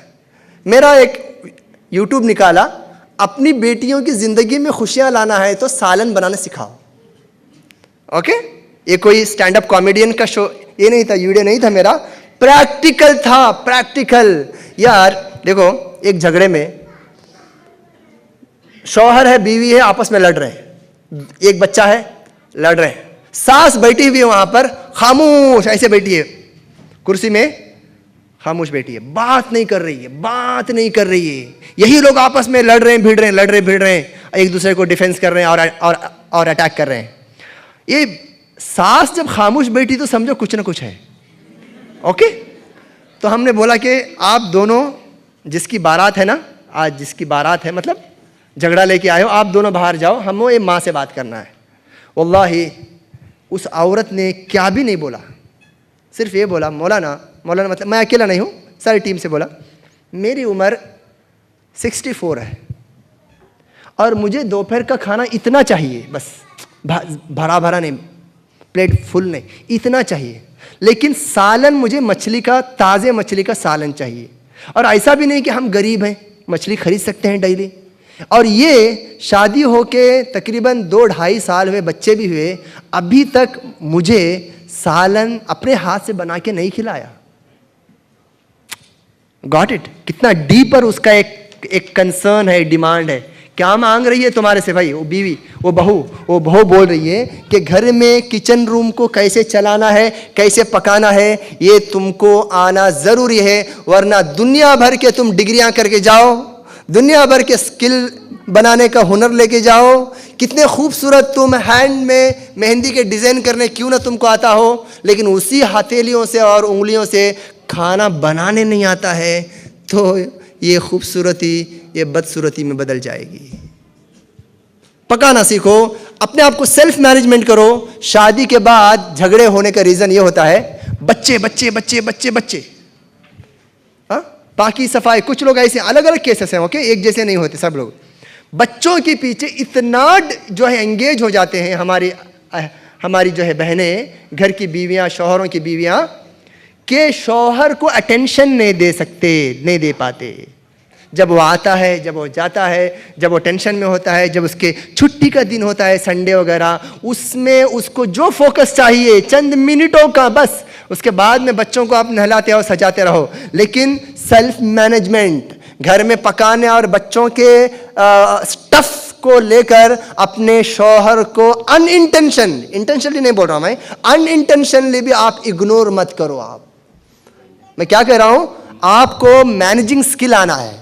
मेरा टाइम कैसे खर्च करना है, किसको प्रायोरिटाइज करना है, सुबह कितने बजे उठना है, रात में कितने बजे उठना है, फ़ोन कितना इस्तेमाल करना है, मेरे माइंड और मेरे सोल और मेरे जो है जो फिजिक को कितना टाइम देना है। वल्लाही सिस्टर्स, ये ऐसा स्किल है ना, उसमें आप MBA किए तो भी कम है। अपने सेल्फ मैनेजमेंट को लेकर ये शादी से पहले आपको इसका सेंस होना बहुत ज़रूरी है। मैं आगे बढ़ता हूँ। उसके बाद 9वें नंबर पर आता है रिलीजियन स्टैंड में बड़ी कमज़ोरी। अच्छा, आप बोलेंगे क्यों ये रिलीजियन को सबसे पहले लाना चाहिए था आपको? बोलेंगे आप लोग, बोलो। आपने बोला 10 रीज़न है इख्तिलाफात के, राइट? 10 रीज़न है। आपने 9वें नंबर पर रिलीजियन लाया, जबकि एज ए मुस्लिम सबसे पहला हमको ईमान है ना? क्यों लाया मालूम है ना? क्यों लाया? इसलिए बहुत सारे लोग हमारे अच्छे हैं, ये जो भी मैं बातें बोल रहा हूं ना, नंबर 1 to नंबर 8 तक जो मैंने आपको बताया, ये बेदीन लोगों की बातें नहीं है। शौक नहीं मारेगा ना? शौक नहीं मारेगा ना? मैं क्या कह रहा हूं, ये इस बात को पॉइंट करो, बहुत ही बारीक पॉइंट बताने जा रहा हूं। ये जो गलतियां जो हमारी बच्चियों से और बहुओं से और बीवियों से जो हो रहे हैं, ये बेदीन घरानों की बातें नहीं हैं। इवन ईमान वाली, तौहीद वाली, अल्लाह से डरने वाली, नमाजें पढ़ने वाली औरतों से भी ये गलतियां हो रही हैं। इसलिए मैं नीचे लाया, वरना पहले ही रख देता। वरना जो टिपिकल जो तकरीर होते हैं, झगड़ों की रीज़न क्या है? बेदीनी। भाई बेदीनी को डिस्क्राइब करो ना यार। बेदीनी की बोलकर 4 तकरीरें, 4 अहादीस को पेश करने से लोग बेदीनी नहीं समझते।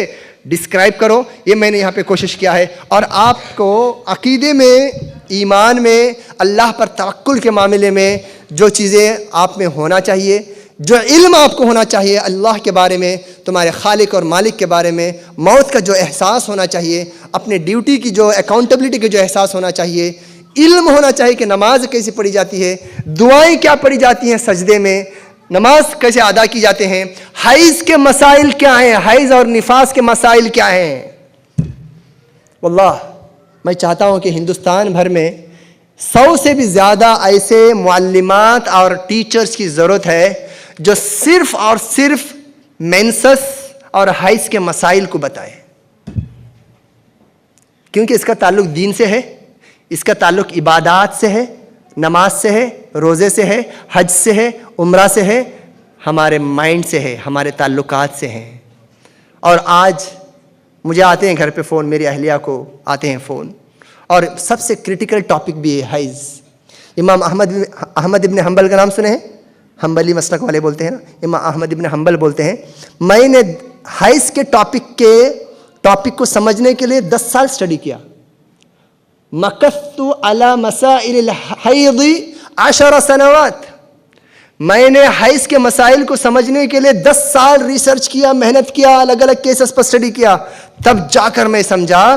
तो आप लोगों को तकरीबन 10 दिन तो दे दो इसके लिए, 10 महीने तो दे दो, 1-2 किताबें तो पढ़ लो इस मामले में। अपने आप को समझो कि अपना फिजिक क्या है, अपने प्रायोरिटीज़ क्या है, अपना दीन मुझे इस बारे में क्या सिखाता है। अच्छा, 10वें नंबर पर मैंने लाया है बैड मैनर्स, नेगेटिव मैनर्स। अब यहाँ पे भी सवाल होता है, मौलाना आपने दीनदारी बोल दिया ना, फिर ये अखलाक क्यों लाया, बद अखलाकी क्यों लाई? मैं इसलिए बोल रहा हूँ, दीनदारी को मैंने अलग किया और बद अखलाकी को अलग किया मैंने। पॉइंट को गौर कर रहे हैं? गौर कर रहे हैं? बेदीनी को मैंने बयान कर दिया, बेदीनी में बद अखलाकी भी आ गई ना। मैंने क्यों अलग से बेदीनी को बयान किया? मैंने ये सीखा है एक हदीस से, जिसमें अल्लाह के नबी सल्लल्लाहु अलैहि वसल्लम फरमाते हैं, इज़ा जाअकुम मिम्मन तरदौन दीनहु व खुलुक़ह। थोड़ा सा आंखों के साथ कान और दिमाग को खोल के सुनना इस बात को, ओके? अल्लाह के नबी फरमाते हैं, इज़ा जाअकुम मिम्मन तरदौन दीनहु व खुलुक़ह। तुम्हारे पास ऐसा रिश्ता आए किसी लड़के या लड़की का, ओके, जिसकी दीनदारी से तुम राजी हो, यानी पसंद है, उसकी दीनदारी पक्की है। फिर वापस अल्लाह के नबी ने फरमाया, व खुलुक़हु, उसके कैरेक्टर से भी तुम राजी हो। आज हमको मालूम पड़ता है कितनी हमारी बहनें ऐसी हैं, सबकी तो बात नहीं कर रहा हूं मैं, नौजुबिल्लाह सुम्मा नौजुबिल्लाह, कितनी हमारी बहनें ऐसी हैं मदरसे में पढ़ी हैं और अपने शौहर को बोल रही हैं शादी के बाद, तुम जाहिल हो, मैं आलिमा हूं। अब कौन जाहिल बना, कौन आलिम बना, डिसाइड करो आप। हाँ, बहुत ही ज्यादा पढ़ लिए ना। हाथ में ग्लोव्स पहन के आती है, एक एक नहीं 2-2। दाढ़ियां बहुत लंबे लंबे बहुत सारे लोगों के हैं, टखने से ऊपर पायजामे में किसी तरह कॉम्प्रोमाइज नहीं करते, लेकिन अखलाक नहीं है, अखलाक नहीं है, बदजबानी है, गुस्सा है, मारना है, धोखा है, झूठ है, फरेब है। अल्लाह के नबी सल्लल्लाहु अलैहि वसल्लम पर आप जान निछावर कीजिए, बोलिए अल्लाहुम्मा सल्ली अला मोहम्मद, के अल्लाह के नबी सल्लल्लाहु अलैहि वसल्लम ने फरमाया, मिम्मन तरदौन दीनह, जिसकी दीनदारी से तुम खुश हो जाओ, इस पर इक्तिफा मत करो। व खुलुक़ह, उसके अखलाक को भी देखो, उसके कैरेक्टर को भी देखो, उसके हॉबीज को देखो, उसकी पर्सनालिटी को देखो। उसके बाद में आप लोगों को ये फैसला लेने में आसानी होती है। मैं अल्लाह से दुआ करता हूँ। टाइम देखो भाई, बात समझ में आई ना? कोई मुश्किल ज़्यादा प्योर उर्दू से तो मैंने बात नहीं किया, ओके? अब मुझे कोई एक 2-3 वॉलंटियर उठे, 2-3 वॉलंटियर उठे 2 मिनट के लिए प्लीज़। वॉलंटियर 1-2-3 उठे मेरी बहन, उठिए उठिए। जो सबसे ज़्यादा नोट करे हैं वो लेकर आके उनके पास जमा कर दें, लिखे हैं। मैं जानता हूँ बहुत लिखे हैं आप लोग, कोई बात नहीं, जो सबसे ज़्यादा लिखे हैं उसको जमा कर दो। मैं उनको प्राइज़ देना चाहता हूँ, बस उतना ही और कुछ नहीं, ठीक है? अस्सलामु अलैकुम। अल्लाह से दुआ है कि अल्लाह रब्बुल आलमीन ये जो प्रोग्राम इस लायक अल्लाह रब्बुल आलमीन बनाए कि तुम अपनी ज़िंदगियाँ तो सुधारोगे ही, इसमें क्या भी शक नहीं है, इसीलिए तो तुम इधर आए हो। लेकिन तुमको अल्लाह रब्बुल आलमीन इस लायक बनाएगा कि तुम दूसरों के लिए आर्बिट्रेटर बनोगे, काउंसलर बनोगे और नसीहत करने वाले बनोगे बिइज़्निल्लाह ताला। अस्सलामु अलैकुम व रहमतुल्लाहि व बरकातुहू।